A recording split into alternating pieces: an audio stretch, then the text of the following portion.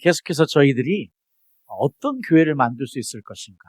지난 4주 동안 저희들이 우리 교회의 미션 스테이트먼트, 우리 교회의 사명 선언문인 우리는 성령 공동체로서 마음이 상한 자, 보로된 자, 눈먼 자, 그리고 눌린 자들인 가난한 자들에게 복음을 전하며 은혜의 해를 선포한다. 자, 이것이 우리 교회의 사명 선언문인데요. 실제로 이것은 예수님의 사명 선언문이기 때문이에요. 그래서 마음이 상한 자가 누군지, 포로된 자가 누군지, 눈먼 자가 누군지, 눌린 자가 누군지 저희가 확인해 보는 시간이에요. 그래서 우리가 앞으로 우리 교회를 위해서 기도할 때 어떻게 구체적으로 기도할 수 있을지를 저희가 4주 동안 함께 나눴는데, 이제 저희들이 구체적으로 무엇을 생각할 시간이냐면, 그렇다면 우리 교회가 앞으로 어떠한 것들을 경험하는 그 핵심 가치를 가질 수 있을 것인가.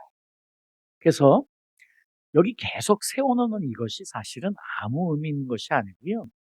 우리 교회가 앞으로 나가야 될 방향, 그리고 앞으로 우리가 함께 경험해야 될 것들이거든요. 사명 선언문과 함께 저희가 핵심 가치를 만들어 놨잖아요. 그래서 이 핵심 가치에는 두 종류가 있는데, 성령의 내적인 역사가 나타난 사도행전 2장과 4장의 말씀을 근거로 해서 이런 성령의 내적인 역사가 우리 교회에서도 나타났으면 좋겠다. 그리고 이런 외적인 성령의 역사가 우리 교회에 나타났으면 좋겠다. 그래서 사도행전 2장과 4장의 말씀을 이렇게 나눠놨어요.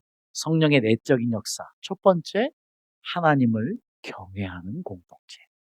사실 하나님을 경외하는 공동체는요, 네 번째에 나온 드려진 공동체와 함께 가게 되어 있거든요. 왜 이 성령의 내적인 역사의 첫 번째가 하나님을 경외하는 공동체가 됐냐면, 바로 사도행전 2장 43절의 말씀 때문이에요. 42절에 저희가 사도의 가르침을 받아 서로 교제하며 떡을 떼며 기도하기를 전혀 힘쓰니라. 사람마다 두려워하는데 사도들로 인하여 기사와 표적이 많이 나타나니. 지금 초대교회, 우리 교회 첫 번째 교회, 성령이 임한 그 첫 번째 교회 분들이 두려워했대요. 근데 왜 두려워했느냐? 그때에 많은 기사와 표적들이 나타나. 이제 저희 교회도, 그리고 저도 앞으로 많은 기도를 하면서 우리 교회에 정말 많은 기사와 표적들이 나타나야 되겠다. 오늘이요, 여러분들이 했던 그 기도 제목의 응답들이 있잖아요. 사실 그것들이 작은 것일 수 있지만 그렇지 않아요. 하나님은 이미 우리 가운데 역사하고 계십니다. 하나님은 우리의 삶에서 이미 역사하시며 기적을 베푸시고 계시는 거예요. 그 작은 것들이 작은 기적들이 아니고 사실 굉장히 큰 것들이죠, 우리 인생을 위해서. 그런 것처럼 앞으로 더 역동적으로 우리 한 분 한 분의 삶 가운데 살아계신 하나님이 이렇게 더 나타나게 우리가 더 기도하고, 그것뿐만이 아니고 실제로 눈에 보이는 기적과 이사들도요. 병든 자들이 낫고, 그리고 귀신 들린 자들이 해방되어지는 것부터 시작해서 실제로 문제를 안고 있는 사람들이 와서 그것들을 해결받는 역사가 예배 가운데 있기를 정말 기도했으면 좋겠습니다. 그러면 사람들이 어떻게 되느냐? 하나님을 두려워하게 된대요. 이게 성령의 역사의 결과예요. 그러니까 우리는 하나님을 두려워해야 되는데, 이것이요, 보면 영어로 보면 everyone was filled with 모든 사람이 채워졌대요. 뭘로?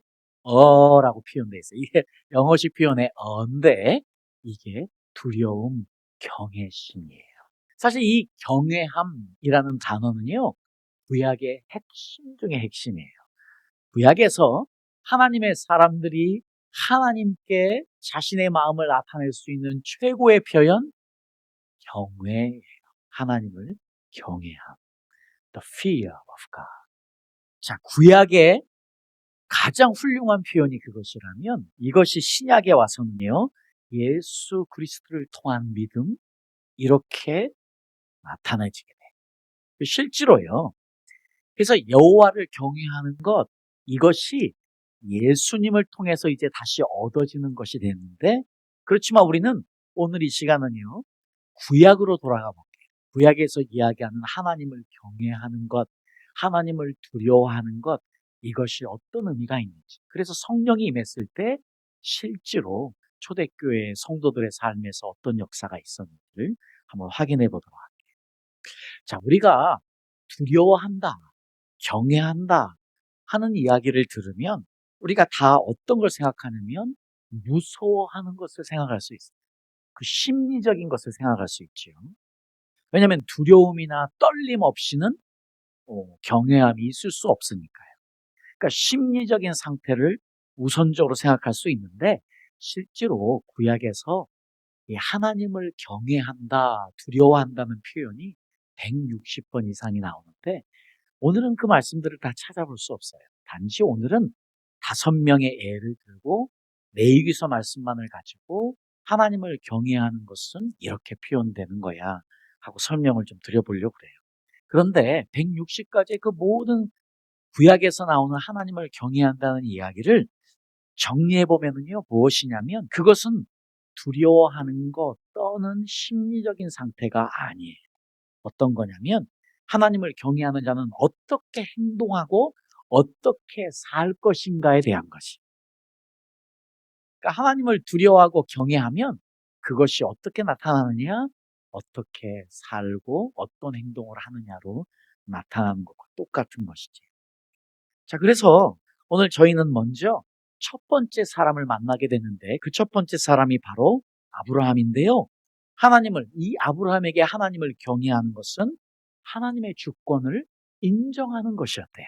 자, 여러분, 우리 모두는 이 땅에 살아갈 때요, 하나님을 경외해야 되는데, 하나님을 경외하려면 하나님의 주권을 인정해야 돼요. 하나님의 주권을 인정한다는 것은 뭐냐면, 하나님께서 내 인생을 통치하시고 계신다. 하나님께서 내 인생을 지켜보고 계신다. 함께 하시고 계신다. 이끌고 계신다. 그리고 주관하시고 계신다 하는 것입니다. 자, 그런 의미에서 이 아브라함은요, 하나님의 주권을 인정했는데 어떤 면에서 주권을 인정했냐면 하나님의 소유권을 인정했어요. 이 아브라함에게는 자기 목숨보다도 귀한 아들 이삭이 있었습니다. 믿을 수 없는 일이 일어났어요. 있을 수 없는 일이 일어났어요. 나중에 이제 한번 저희가 아브라함의 인생을요, 쭉 살펴볼 기회가 아마 있을 거예요. 그러면 제가 아주 자세히 말씀드릴게요. 제가 왜 여러분에게 자세히 말씀드릴 수 있냐면 제가 아브라함을 6개월을 공부했어요. 정말 6개월 동안 아브라함만 생각하면서 아브라함에게 하나님께서 어떻게 역사하셨는지를 계속 살펴봤던 것이 6개월 정도. 그러니까 제가 아브라함에 대해서 할 이야기가 많은 거지. 근데 이 아브라함의 인생은 정말 우리에게 너무 중요해요. 믿음의 조상 아브라함이잖아요. 그런 것처럼 아브라함의 인생 전체는요, 우리의 인생과 똑같아요. 우리도 아브라함이 가는 그 인생을 그대로 가게 돼 있는데, 아브라함은 사실 그런 의미에서 4가지 단을 쌓은 게 되게 중요해요. 세겜에서, 베델에서, 그리고 헤브론에서, 그리고 모리아 산에서. 사실 우리가 오늘 지금 보고 있는 이 이야기는 모리아 산의 이야기. 그 모리아 산에서 아브라함은 자기 목숨보다도 귀한 이삭, 자기 아들을 죽이려고 해요. 그 이야기는 하나님께 그 이삭을 바치려고 해요. 하나님이 말씀하세요. 네가 사랑하는 아들이라고 규정하시면서 그 아들을 나에게 바쳐라. 너무 놀랍게도요, 하나님은요, 너무 싫어했어요. 이스라엘의 어떤 것이 몰렉이라는 신을 섬기는 사람들은 인신 제사를 드렸어요. 그 실제로 아이들을 제물로 바쳐요. 여러분, 지금 이런 일들이요, 지금 2000년대도 일어나고 있어요. 여러분, 제가 이걸 언급했는지 모르겠는데 지금 우크라이나에 여러분 아시다시피 전쟁이 일어났잖아요. 우크라이나에서 수천 명의 아이들이 실종됐어요. 그 아이들이 어디 갔는지 모르겠어요. 그런데 지금도요, 전 세계적으로 아이들이 많이 없어지고 있어요. 근데 실제로 악한 사람들은요, 아이들을 인신공양처럼 제사를 드려서 아이들을 그렇게 바치는 그런 악한 자들이 많아요. 나중에 또 한 번 말씀드리자면 미국에 있는 지금 그런 우리가 알고 있는 그 훌륭하다고 생각하는 자들이 몰래 모여서 그런 일들을 하는 케이스들이 많이 있어서 공공연한 비밀이 되었잖아요. 그 시작이 여기에 있었어요. 그러니까 실제로 하나님이 그걸 너무 싫어했는데 아이를 죽여서 바쳐서 제사 지내는 걸 너무 싫어했는데 하나님이 지금 아브라함에게 그것을 말씀하신 거예요. 네 아들을 바치라. 자, 그런데 모리아산에서 이 아브라함이 기꺼이 그 아들을 데리고 와서 죽이려고 합니다. 그럴 때에 하나님의 사자가 이렇게 말씀합니다. 창세기 22장 12절 말씀인데요. 그때 아브라함아 아브라함아 사자가 가라사대 그 아이에게 내 손을 대지 말라. 아무 일도 그에게 하지 말라. 네가 너의 아들 너의 독자라도 내게 아끼지 아니하였으니 내가 이제야 네가 하나님을 경외하는 줄을 아네. 여러분, 우리는 구약에서요 가장 중요한 하나님과의 관계성을 표현할 때 나오는 표현, 하나님을 경외하는 이 첫 번째 표현이 여기에 사용됐습니다. 아브라함이 자기의 아들을 기꺼이 하나님께 드리려고 하죠. 다른 이야기로 하면은요, 자기의 소유권을 하나님께 완전히 내어놓을 때 하나님께서 말씀하신 거예요. 네가 나를 경외하는 줄 내가 알았다. 자, 아브라함은요, 그 이삭 자기의 아들이 하나님으로부터 온 것을 알고 있던 사람이 있을 수 없는 기적이 일어났습니다. 그러니 기꺼이 그 하나님 앞에 이 아들을 드릴 준비가 되어 있었고 어쩌면 아브라함은 알았어요. 왜냐하면 아브라함은 이미 오는 중에 이삭이 아버지 도대체 모든 것이 준비됐는데 양은 어디 있습니까 했더니 그 아브라함이 이야기하거든요. 걱정 마라 아들아 하나님께서 이미 예배해 놓으셨을 거야. 그게요 여호와 이레예요. 하나님이 준비해 놓으셨다. 그래서 이 아브라함이 이삭을 드린 그 모리아 산의 또 다른 이름이 여호와 이레예요. 모리아 산이라는 그 이름은 여호와 이레와 밀접하게 연관되어 있어요. 하나님이 보고 계신다. 여러분, 이것이 바로 예배의 현장이에요. 여러분, 지금 아브라함이 자기의 아들 이삭을 드렸을 때에 그때 그 상황, 산제물로 드린 상황이 바로 여기 있던 거예요. 근데 로마서 12장 1절 말씀에 사랑하는 형제 자매들이여 내가 너희를 권하노니 너희 몸을 하나님이 기뻐하시는 거룩한 산 제물로 드리라. 누구처럼요? 아브라함이 이삭을 드린 것처럼, 누구처럼요? 이삭이 자기 스스로를 드린 것처럼요. 그러니까 우리의 예배의 현장은 바로 이 현장이에요. 우리가 지금 오늘 우리의 소유권, 우리의 가진 모든 것을 하나님으로부터 왔음을 고백하며 내어놓을 때에 하나님께서는 우리에게 말씀하십니다. 네가 나를 경외하는구나. 자, 그랬더니 하나님께서 이 아브라함에게 놀라운 복을 주십니다. 여러분 16절부터 18절까지요. 17절 보면 내가 내게 큰 복을 주고 내 씨로 크게 성하여 하늘의 별과 같고 바닷가의 모래와 같게 하리니 내 씨가 그 세적의 문을 얻으리라. 내 씨로 말미암아 천하 만민이 복을 얻으리니 이는 내가 나의 말을 준행하였음이니라. 내 아들 내 독자를 아끼지 아니하였으니 내가 너를 축복하겠다. 자, 저희들도요 이 아브라함의 신앙을 따라서 영적으로 아브라함의 후손들이 된 거예요. 근데 이 원리가 여전히 그대로 적용돼요. 여러분, 우리가 너무 잘 알고 있는 사형리 이 사진들 제가 몇 번 설명드리지만 저는 계속 여러분에게 반복할 수밖에 없는 것이 우리 믿음의 시작이 이래요. 우리 지금 두 사람을 봅니다. 내가 내 인생의 주인인 사람. 내 인생의 주인이 나예요. 내가 내 인생을 만들어갑니다. 십자가는 내 인생 밖에 있어요. 예수님을 모르는 사람들이에요. 그런데 예수님이 내 인생의 주인인 사람은요, 십자가가 내 인생의 중앙에 와 있어요. 나는 내 인생 의자 밖에 와 있어요. 자, 이것이 우리 믿음의 시작이거든요. 그런데요, 너무 안타깝게도 교회에는 두 종류의 사람이 있어요. 세 가지를 한번 보여드릴게요. 여기서 보세요. 지금 가운데 있는 성령의 사람은요, 바로 예수님이 우리의 인생을 다 주관하는 사람. 이 사람이 바로 하나님의 주권, 예수님의 로드십, 예수님의 주재권을 인정하는 사람이에요.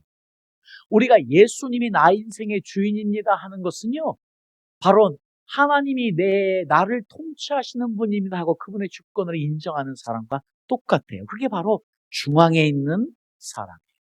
그런데 교회에는 두 종류의 사람들이 있어요. 오른쪽에 있는 사진을 보십시오. 세상적인 그리스도인. 그리스도인은 그리스도인이에요. 예수님을 여전히 알고 있어요. 그런데 예수님이 어디에 있습니까? 그 인생의 중앙에 있지 않아요. 인생의 의자에 있지 않아요. 내 인생을 예수님이 주관하지 않으세요. 내 인생을 그분이 이끌어가도록 나를 맡기지 않고 여전히 내 인생을 내가 살아요. 지금 교회는 두 종류의 사람들이 있어요. 그래서 진짜와 가짜가 함께 살아가고 있는 거예요. 너무 감사하게도 오늘 승하자매가 지금 하나님께 인생을 맡기니까, 예수님께 인생을 맡기니까 하나님이 역사하시더라. 지금 하나님께서 승하의 인생을, 예수님이 지금 승하자매의 인생을 어떻게 막 이끌어가고 성령의 사람으로, 그래서 계속해서 앞으로의 모든 삶이 예수님께 맡겨진 삶이 되도록 경험시키고 있는 것이다. 그러니까 얼마나 감사합니다. 자, 그래서 하나님의 주권은요, 하나님이 내 삶을 통치하시는 것인데, 주재권, 로드십이라는 것은요, 바로 예수님이 내 인생을 주관하고 계신다. 예수님께서 내 시간, 내 물질, 내 건강, 내 재능, 내 인간관계, 예수님께서 내 모든 삶을 통치하시고 계신다. 그분과 나는 함께 이 땅을 살아간다 하는 것이 그리스도인의 삶입니다. 그러니 우리가 진정으로 하나님의 주권을 인정하고 로드십, 주님이 그 예수님이 나의 주님 되심을, 내 인생을 주장하고 계심을 인정하는 사람, 하나님을 경외하는 자임을 믿습니다. 자, 그런데 놀라운 사실은요, 아브라함의 놀라운 믿음을 봤던 그 현장에요, 우리가 기억해야 되는 것이 무엇이냐면 바로 이삭이에요. 창세기서 31장 53절에 보니까요, 아브라함의 하나님, 나홀의 하나님. 그러면서 지금 야곱이 누구를 이야기하냐면 자기 아버지 이삭을 이야기하는데, 이삭을 뭐라고 이야기하냐면 이삭의 경외함이, 이삭의 하나님이 아니에요. 이삭이 경외하는 이, the fear of Isaac. 그러니까 지금 이삭의 하나님은요, 아브라함의 하나님, 야곱의 하나님인데 이삭의 하나님은 이삭의 경외함이, the fear of Isaac. 그러니까 아까 말씀드린 것처럼요, 지금 아브라함은 그 모리아 산에서 자기 목숨보다 가까운 자기 아들을 하나님께 드립니다. 그런데요, 사실은 그때 이삭의 나이가 굉장히 건장한 청년이었어요. 이삭의 동의 없이는 절대로 아브라함은 이삭을 번제단에 올릴 수조차 없었어요. 자, 그러니 이 이삭의 하나님, 그때의 이삭은요, 아버지의 말씀에 동의해서 자기를 스스로 산제물로 드린 거예요. 그래서 이삭의 하나님의 이름은 The Fear of Isaac. 그러니 우리가 자녀들을 위해서 기도할 때 우리 자녀들이 정말로 어떻게 해요? 우리 자녀들이 이삭처럼 하나님께 스스로를 드린 사람들이었어요. 그래서 이삭처럼 이 땅에 살 때 최고의 복을 누리고 산. 여러분, 성경에 나오는 모든 인물들 중에서 누가 가장 편안하고 안전한 삶을 산 줄 아세요? 이삭이에요. 왜? 이삭의 인생은 이미 모리아산에서 끝났어요. 이삭의 모든 것은 모리아산에서 산제물로 드려지는 그 현장에서 이미 끝났어요. 하나님이 이삭을 받으시고 이삭의 인생을 평안 그 자체로 인도하셨어요. 그래서 이삭의 인생을 보면 스토리가 없어요. 마치 우리는 이삭이 별로 중요하지 않은 인물 같아요. 왜냐하면 스토리가 많이 없어요. 그 이야기는 뭐냐면 이삭은 말할 필요가 없었어요. 그 인생이 편안함이었어요. 평안이었어요. 이미 모리아산에서 다 끝나버렸기 때문에. 한 번, 두 번 우물을 그냥 원하니까 넘겨주고 돌아간 상황밖에는 어려운 상황을 맞지 않거든요. 두 번째로요, 우리가 레위기서에 보면 하나님을 경외하는 것은 사람을 함부로 대하지 않는 거예요. 자, 그래서요, 레위기서 말씀을 보세요.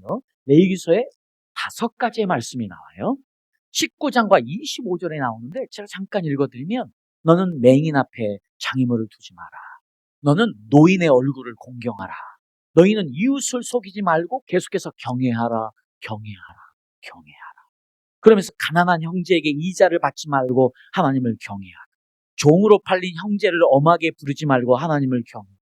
지금요, 레위기서에서 하나님을 경외하라고 할 때에 레위기서는 끊임없이 이야기합니다. 뭐요?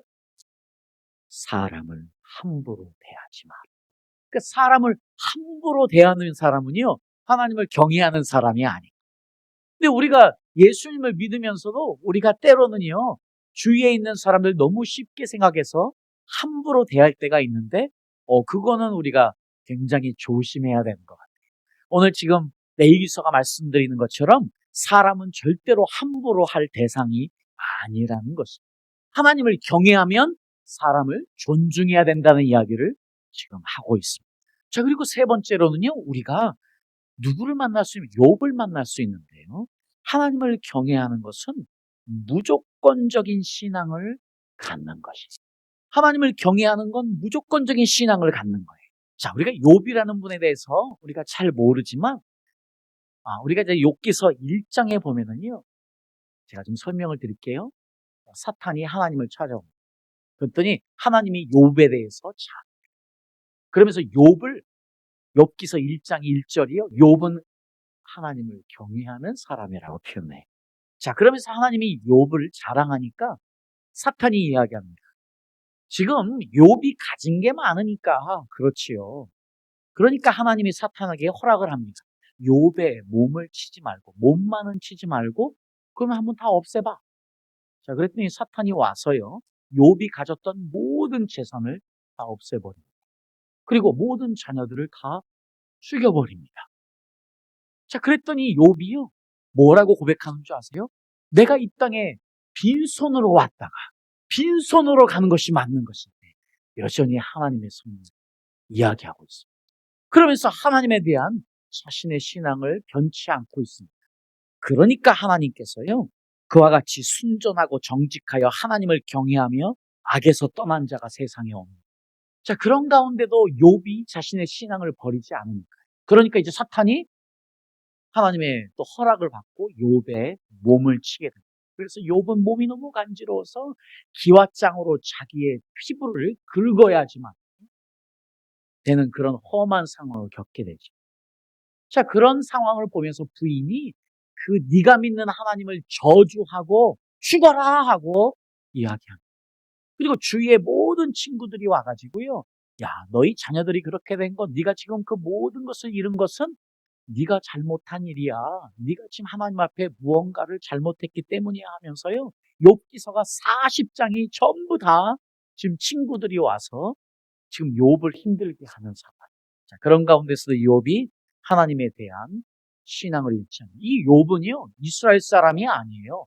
이 욥은 우스 사람이에요. 에돔 지역이라고 해서 우스 사람이에요. 그런데도 이렇게 훌륭한 신앙을 가졌어요. 사실은요, 이 욥기를 보면 욥기가 언제 지어졌는지 정확하게 몰라요. 그런데 아마 BC 2000년경에, 그러니까 지금 아브라함과 이삭과 야곱이 있었던 이 족장 시대 정도로 우리가 추측을 해요. 왜냐하면 그 당시에 썼던 전능자라는 표현을 그때 족장들이 사용할 때 자주 사용했었기 때문에 그 이후로 이게 아마 굉장히 오래전에 있었던 인물이었을 것이다 라고 이야기를 해요.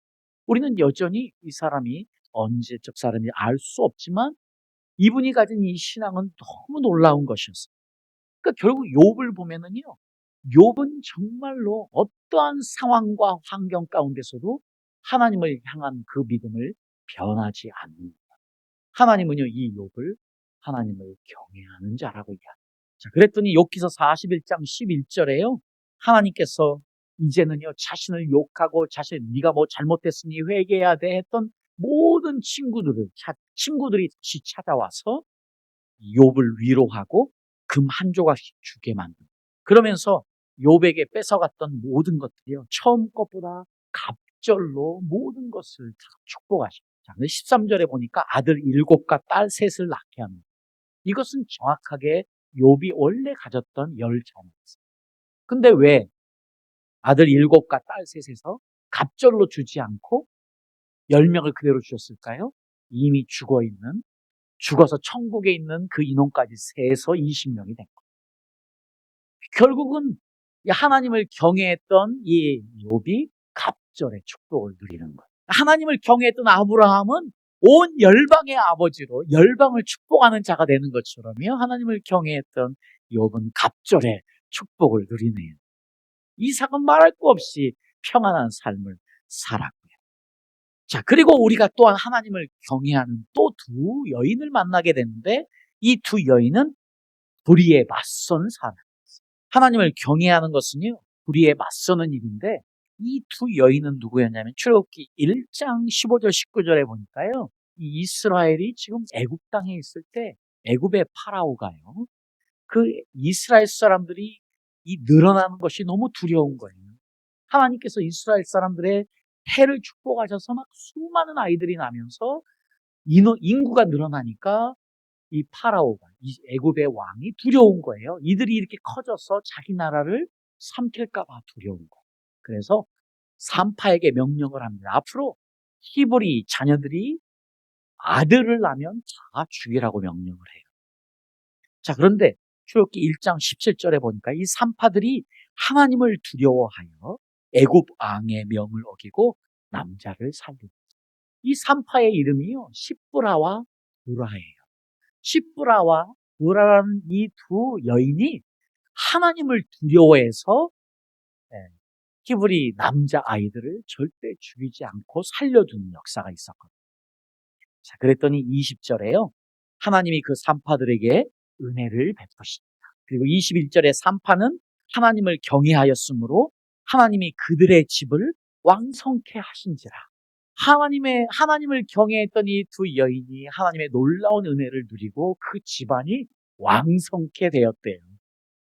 여러분, 저는 여러분들이 이 두 여인처럼 여러분의 집이, 여러분이 하나님을 경외함으로 왕성케 되는 역사가 있기를 축복합니다.